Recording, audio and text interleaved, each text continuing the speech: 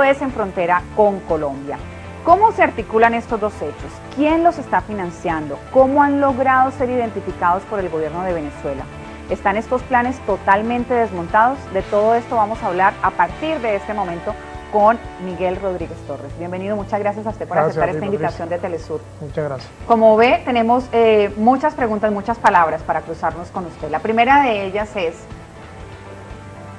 esta relación de Miami y Bogotá. Son estas dos ciudades las que están siendo como punta de lanza de estos planes de magnicidio contra el presidente Nicolás Maduro. ¿Son solo contra él? ¿Son contra otros dirigentes de la Revolución Bolivariana?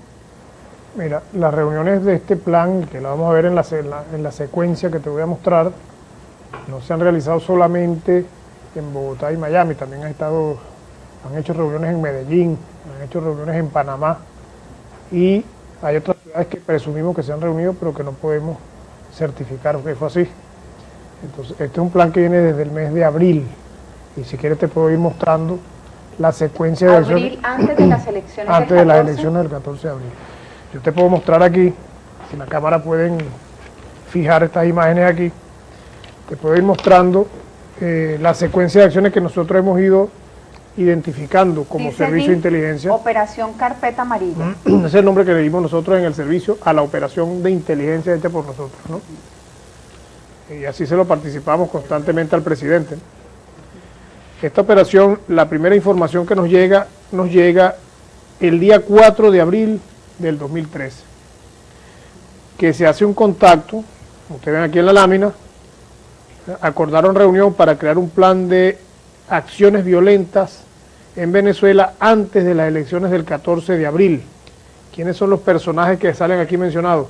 Álvaro Uribe, que todos sabemos que ha sido siempre un conspirador permanente contra Venezuela. Está en la foto. Álvaro Uribe, expresidente de Colombia. Roberto Micheletti, expresidente de facto de Honduras.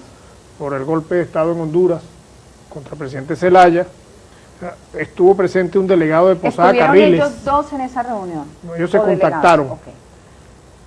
Y se reunió también con ellos posteriormente un delegado enviado por Posada Carriles, un oficial que presumimos activo de Colombia y un presunto oficial de la CIA. En esa reunión se habló y se acordó iniciar contactos con la extrema derecha venezolana, y Micheletti en eso tiene una gran experiencia, Álvaro Uribe también la tiene, para empezar a hacer acciones desestabilizadoras, para mejorar las condiciones en las que llegase la derecha al proceso electoral. Y en eso vimos nosotros algunos destellos en Venezuela de acciones desestabilizadoras previas a las elecciones, movilizaciones, protestas.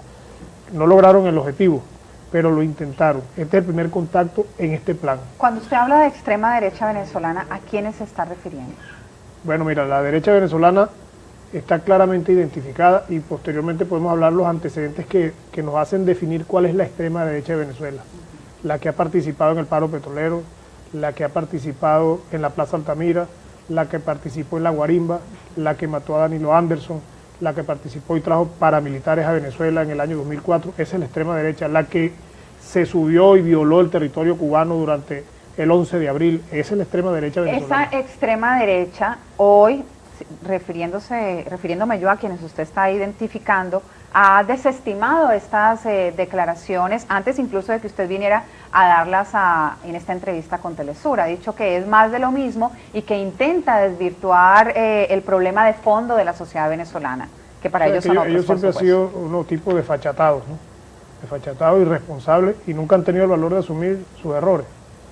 Obviamente una operación como esta, donde los elementos que participan están fundamentalmente fuera del país, nosotros no podemos hacer captura de ellos, ni podemos hacer operaciones en otros territorios, no se nos permite hacer eso y no lo hacemos porque respetamos la soberanía de los pueblos, pero hay cosas que ocurrieron aquí en Venezuela, dirigidos por estos que desestiman estas operaciones, que están a la luz pública, fueron hechos públicos y notorios. Ellos trajeron 150 paramilitares colombianos para matar al comandante Chávez. ¿Quién niega eso? Ellos desestimaron, se burlaron, decían que eran paracachitos, que eran no sé qué más. Yo los invito, y sería interesante que el Ministerio Público hiciera un trabajo para sacar a la luz pública todo el juicio que se hizo a cada uno de esos paramilitares, todo lo que dijeron, a los oficiales involucrados en esas operaciones, a los civiles, dirigido desde Miami, porque quien dirigió eso fue el hermano de María Conchita Alonso, Robert Alonso, que también debe tener contacto con todas estas personas. Son los grupos conspiradores mayameros que permanentemente están tratando de hacer cosas contra Venezuela, contra Cuba, contra Ecuador, contra Bolivia, contra el ALBA. Eso es un grupo que está conspirando contra el ALBA, contra los países progresistas, donde los pueblos han decidido ser libres y soberanos. Pero te voy a seguir hablando de la secuencia. De las fechas. Entonces, Sí. esta primera reunión se da en Bogotá. Esa reunión prácticamente en nuestro criterio la hicieron con mucho, o retardada, ¿no? Porque las elecciones eran 10 días después. Sin embargo, el 29 de abril tuvimos informaciones que advierten de planes subversivos en contra de Venezuela gestados desde Colombia. Esta información nos llega a través de San Antonio del Táchira, desde Cúcuta, de una supuesta orden operativa democrática de elementos ligados a Álvaro Uribe, que también son renegados del paramilitarismo, que pretendían pasar a Venezuela para fortalecer estas operaciones de desestabilización, ¿no? Y algunos hablaban de un plan estratégico patriota. Tenemos un documento que certifica esto de un grupo armado colombiano, ¿no? Y se reservan los nombres de los que participaron, las personas que ellos nombran en ese documento en Venezuela, porque eso son cosas que estamos investigando y no podemos develar a la luz pública. En el caso de este documento en particular. Posteriormente empieza la parte más peligrosa de todo esto, el 8 de mayo de 2013. Ellos pensaban que con el ataque de histeria que le dio a la derecha cuando ganó el presidente Nicolás Maduro, ellos pensaban que con eso iban a derrocar al nuevo gobierno. Y se dieron cuenta que no fue así. Y el presidente ha ido consolidándose y fortaleciéndose en el poder. Y tiene el respeto, el cariño del pueblo, de las Fuerzas Armadas. Entonces empiezan ya a cambiar los planes de desestabilizar hacia el plan de matar al presidente Nicolás Maduro.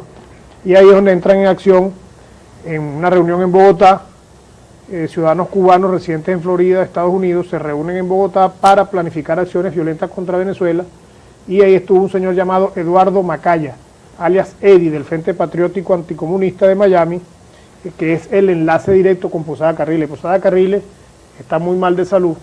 Está muy mayor. Estaba también inclusive hospitalizado, pero utiliza a este señor como un lugarteniente de él para contactar, para movilizar redes, para financiar operaciones contra Venezuela. ¿Las financia quién? ¿Luis Posada Carriles? Luis Posada Carriles, presumimos nosotros que de alguna fuente, aquí pudiesen estar participando inclusive agencias de inteligencia extranjeras para financiar, o Luis Posada Carriles tendrá su fuente de financiamiento.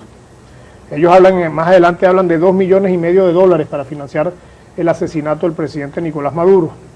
Entra en juego también un señor llamado Julio, de un grupo que llaman Comandos F4. Es un grupo, yo lo llamo terroristoide, que hace vida en Miami, y que el jefe de ellos es un señor de apellido Frometa, también cubano radicado en Miami, que han pasado toda la vida entrenándose en Miami con armas y soñando con matar a Fidel Castro, con matar al comandante Chávez, y ahora sueñan con matar a Nicolás Maduro. Todas estas personas se encontraron en Miami con un señor llamado, que solamente tenemos su seudónimo, llamado Manny, tenemos su foto, hombre de 80 años, que es el que ofrece los recursos que nosotros presumimos que vienen de Posada Carriles, ¿no? Entonces, estas primeras reuniones se dan y empiezan a conversar y a hablar de matar al presidente. O sea, para entender en esta primera fase, ministro, hay una primera intención de generar unas desestabilizaciones que tumben el gobierno de Nicolás Maduro. Cuando eso no se consigue en los días posteriores al triunfo del 14 de abril, el plan cambia y ahora la decisión es matar al presidente de Venezuela. Correcto. En una primera fase, ellos en la operación pretendían traer a Venezuela 800 hombres colombianos, de los desmovilizados de grupos paramilitares colombianos, las autodefensas de Colombia y otros movimientos que se han ido desmovilizando en Colombia. Ya lo hicieron en una primera oportunidad. Ya. Ellos inicialmente, cuando Daktari, hablaban de que iban a traer 400 hombres. Solamente lograron ingresar 150 que capturamos en el Hatillo. En esta oportunidad ellos hablaban de 800, 400 para actuar en el estado Zulia y 400 hombres para actuar en Caracas. Estos señores actuarían después de haberse consumado el magnicidio. O sea, primero un francotirador, es la metodología que ellos tenían pensado utilizar. Un francotirador actuaría sobre el presidente y después estos grupos armados atacarían objetivos militares estratégicos, inclusive irían a asesinatos selectivos para generar un gran caos en el país. Porque estos señores siempre han soñado es con un caos total, enfrentamiento entre venezolanos, enfrentamiento entre diferentes grupos de la Fuerza Armada para provocar una intervención extranjera. Lo que el presidente Maduro ha denominado como la guerra de perros, cuando se refiere, por ejemplo, a la situación en Egipto e incluso en Siria, o sea, una confrontación entre venezolanos. Eso es lo que ellos quisieran generar, y que se confronten las Fuerzas Armadas, o sea, nuestra Fuerza Armada se fracture. Claro, si ven hombres vestidos de ejército, como iban a hacer en el tiempo de Daktari, atacando de repente un comando de la Guardia Nacional o de la Fuerza Aérea, eso va a traer inmediatamente una fractura en la Fuerza Armada, es lo que ellos piensan. Y crearía confrontación armada, militar. Ante esa situación, ellos hablaban inclusive de 7 días de confrontación armada para poder generar